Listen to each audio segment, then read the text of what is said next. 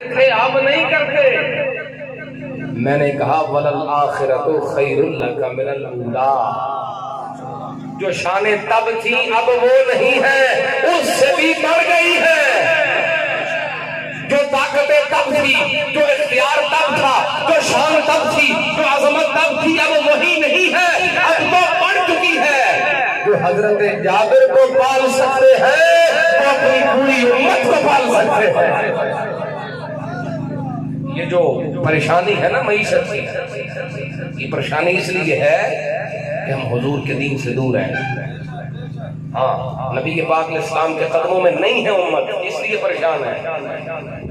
مگر نہ شریعت اسلام کے مطابق نظام معیشت آج نافذ کرو، خوشحالی آج ہی آ جائے. سچی بات کر رہا ہوں. میں ایک مثال دیتا ہوں. آپ کو پتہ ہے ہمارے ملک کا جو معاشی نظام ہے وہ سارے کا سارا سود پہ بیس کرتا ہے. سودی نظام ہے نا ایسا؟ کی خیال ہے سود اللہ نال جنگ ہے کہ نہیں؟ اللہ کے رسول نال جنگ ہے کہ نہیں؟ ہے نا؟ جہاں حکومتاں اللہ رسول نال جنگ چھیڑ کے بیٹھیاں ہون تے برکتاں کتھوں آن؟ پاکستان غریب ملک نہیں ہے، اللہ کی ہر نعمت یہاں موجود ہے. ہر موسم ہے، سارے موسم، سارے پھل، سارے اناج، ساری قسم کی زمینیں، ساری معدنیاں، سب کچھ ہے یہاں پہ. غربت کا رونا کیوں ہے؟ اس لیے اس قوم نے سرکار کے قدم چھوڑے ہیں اور IMF کے قدموں میں جا کے بیٹھ گئے. سچی بات کر رہا ہوں، یہی وجہ ہے. آج چھوڑے سود کو، ترک کریں، اللہ آج ہی برکتوں کے دروازے کھول دے گا. ہمیں پتہ ہی کوئی نہیں. اور یہ بات بھی یاد رکھیں، میں آپ سے بالکل ایموشنل بلیک میلنگ کچھ نہیں، سیدھی بات کروں گا. جس کو سمجھ میں آئے وہ تسلیم کرے میری بات. ہمارے آج بھی کچھ بھائی کبھی کسی کا جھنڈا اٹھایا، کبھی کسی کا. میں کہتا ہوں جس کا مرضی اٹھاؤ، ایک لمحے کے لیے سوچ کے جھنڈا اٹھاؤ. جس کا میں جھنڈا اٹھا رہا ہوں وہ کہیں سودی نظام کو سپورٹ تو نہیں کرتا. اگر وہ کرتا ہے تو پھر آپ بھی کرتے ہیں. اگر وہ کرتا ہے سودی نظام کو سپورٹ تو پھر آپ بھی کرتے ہیں. پکی بات کر رہا ہوں. میں مثال دیتا ہوں. ایک بندہ چوک کھلو کے تھوڑے پنڈ دے چوک کھلو کے ایک معزز بندے نو گالاں پہ کٹتا ہوگا. ایک بندہ کوٹ کھلو کے گالاں پہ کوئی نہ کٹے، اس گالاں کٹن والے نو آکھے زندہ باد، چنگا پیا کرنا ہے، واہ واہ تیری کیا بات ہے تیری. چھتر دونوں مارنے چاہیے کہ نہیں؟ دوویں برابر ہیں کہ نہیں؟ جڑا گالاں پہ کٹ دے اسے کٹ دے کے رکھ دیا. دوجا حمایتی ہے. ایک بندہ برائی پہ کرتا ہے، معاذ اللہ زنا پہ کرتا ہے، دوجا آکھے زندہ باد. یہ دوویں برابر ہیں. او بھائی جویں دا کم ہوے او دے حمایتی دا بھی وہی جرم ہے. ایک سودی ہے، سود خور ہے، آپ کھاندا ہے، قوم نو کھواندا ہے. ایک آندا نہ زندہ باد. یہ دوویں ایک برابر جے. ہن آپ اندازہ کر لو کدا جھنڈا اٹھانا ہے. ہاں، کس کا جھنڈا اٹھانا ہے آپ نے؟ ہم خود اٹھا رہے ہیں، فیصلہ کر لیں. سودیوں کا یا اس کا جو نبی پاک کا غلام ہے؟ اور اس کا بھی نہیں ہے تو دین رسول کا جھنڈا ہے. کسی کا ذاتی جھنڈا یہاں کچھ نہیں ہے، سرکار کے دین کا جھنڈا ہے. میری بھائیو بات سمجھ میں آ گئی ہے؟ معاشی نظام بہتر ہو سکتا ہے اگر قوم حضور کے دین کی خیرات لے. آئیے احباب میں مکمل کر دیتا ہوں. صحابہ کا ایمان کا مزاج میں نے 2 روایتیں عرض کی، تیسری روایت اور مکمل کر دیتا ہوں. ایک بات ان کے مزاج میں یہ بھی شامل ہے بھئی ہر چیز سے بڑھ کے ملک، گھر بار، وطن، ہر شے سے بڑھ کے حضور سے محبت. اولیت سرکار کی محبت ہے. یہ مزاج بھی شامل ہے. اگر یہ نہیں ہے نا ہمارے اندر، ہم اور چیزوں کو ترجیح دیں. ہم نے معیشت کو ترجیح دی ہے، یقین کرو دین پر. آپ کو پتا ہے آسیہ ملونہ کو کیوں رہا کیا؟ بہانہ کیا ہے؟ معیشت. غازی ممتاز کو پھانسی کیوں لگائی؟ بہانہ کیا ہے؟ معیشت. عجیب و غریب قسم کے غیر اسلامی غیر شرعی بل کیوں پاس کرتے ہیں؟ معیشت.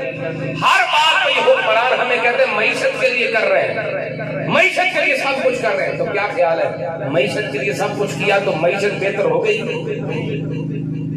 اتنا کچھ جو کیا تم نے معیشت کے لیے ہو گئی بہتر؟ کیونکہ تم نے ترجیح دنیا کو دی ہے، دین کو نہیں دی ہے۔ نبی پاک اسلام کے دین کو ترجیح دیں تو یقین کرو کرم ہو جائے گا۔ یہ کوئی مشکل حالات نہیں ہے۔ آقا کریم علیہ السلام جو اپنے غلاموں کو پال سکتے ہیں وہ پوری امت کو سنبھال سکتے ہیں۔ نبی پاک کی ایک نگاہ رحمت کی مار ہے، ساری مشکلیں آسان ہو جائیں۔ آئیے احباب میں مکمل کر دیتا ہوں۔ حضرت سعد بن ربیع رضی اللہ تعالیٰ عنہ، یہ ایک مزاج دینے لگا ہوں، آخری وقت میں جا کے بھی بندے کا خیال کیا ہو۔ میدان جنگ میں ہے، غزوہ احد میں، زخموں سے چور ہے۔ حضور نے ایک صحابی کو حکم دیا، جاؤ میرے سعد بن ربیع کو ڈھونڈو، تلاش کرو، اور مل جائے تو اسے میرا سلام کرو، اسے میرا پیغام بھی دو، اور پوچھو میری طرف سے کہ تمہارا کیا حال ہے۔ صحابی نکلے، سعد بن ربیع کو ڈھونڈتے ڈھونڈتے آوازیں دے رہے ہیں، وہ کہیں بھی نہیں ملے، زخمی کہیں پڑے ہیں۔ تھوڑی دیر کے بعد جب ایک کونے سے آواز آئی کرہنے کی، انہوں نے آواز دی، قریب پہنچے تو سعد بن ربیع جسم سارا 80 سے زیادہ زخم لگے جسم سے، تیروں کے، تلواروں کے، اور چلنے کی طاقت بھی نہیں، زمین پہ پڑے، آنکھیں بند ہیں۔ قریب پہنچے، جا کے کہا سعد تجھے اللہ کے نبی نے سلام بھیجا ہے۔ بس یہ لفظ زبان سے نکلے کہ آنکھیں کھولے۔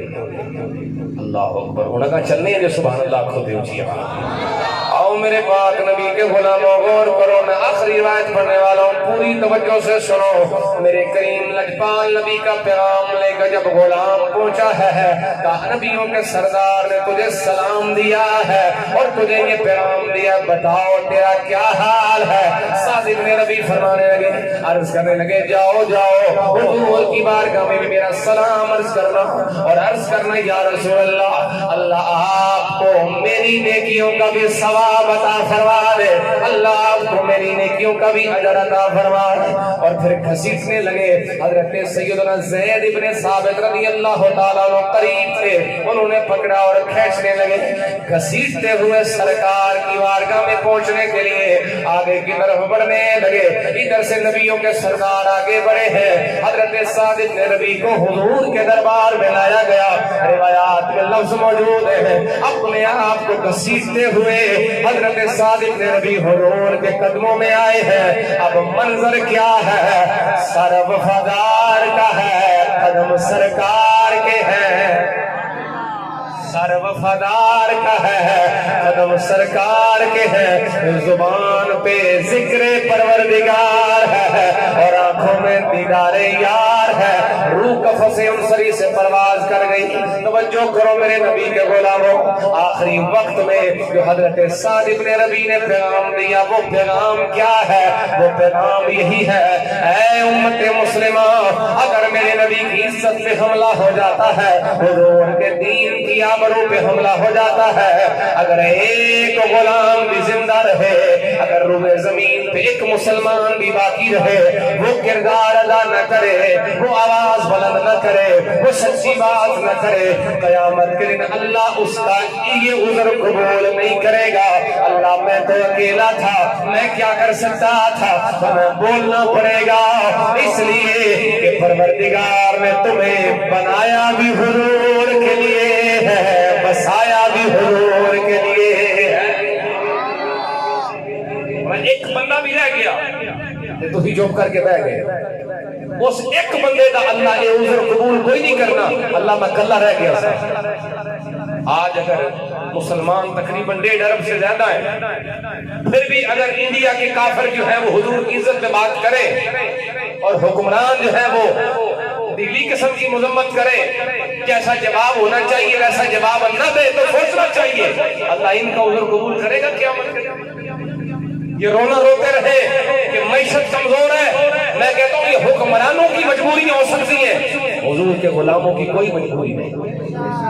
ہم نے جمعے پہ بھی بات کی، سچی بات یہ ہے کہ اگر ہاتھ کھولے جائیں اس امت کے حضور کے غلاموں کے، تو ان گستاخان رسول کو یہ پتہ چل جائے گا، اگر انہیں راجپال بننے کا شوق ہے تو ہمیں ویر مندیر بننے کا شوق ہے۔ اگر تم تاثیر بننے پہ اتر آئے ہو تو ہم تو بیٹھے ہی ممتاز قادری بننے کے لیے، تاجدار ختم نبوت۔ تاجدار ختم نبوت. آخری شعر پڑھنے لگا کہ گل مکائیے. مقصد کیا ہے آنے کا، دنیا میں رہنے کا؟ ایک ہی مقصد ہے کہ یہ سر ہے سدے کا نبی کا اتارنے کے لیے. اس کو سمجھ آئی ہے محبت سے کہ سبحان اللہ. بس آخری شعر مزے سے سنیں کہ یہ سر ہے سدے کا نبی کا اتارنے کے لیے یہ زندگی ہے محمد پہ وارنے کے لیے. ہم اسی لیے دنیا میں آئے ہیں. یہ مقصد ہمارا پیش نظر رہے. نبی پاک صلی اللہ علیہ وسلم کے دین کے قریب ہو جائیں، خوشیاں غمیاں حضور کے دین کے مطابق کر لیں. اللہ تبارک و تعالیٰ میرے جملوں کو اپنی بارگاہ میں قبول فرمائے. دوران گفتگو اگر کوئی غلطی ہو تو مالک مجھے معاف فرمائے. آپ احباب سے یہی گزارش کروں گا جیسے خوشی آج منائی ہے آئندہ بھی خوشی ایسی ہے. اور اہل خانہ کو مبارکباد پیش کروں گا. اللہ برکت نصیب فرمائے. وما علیہ الا البلاغ المبین.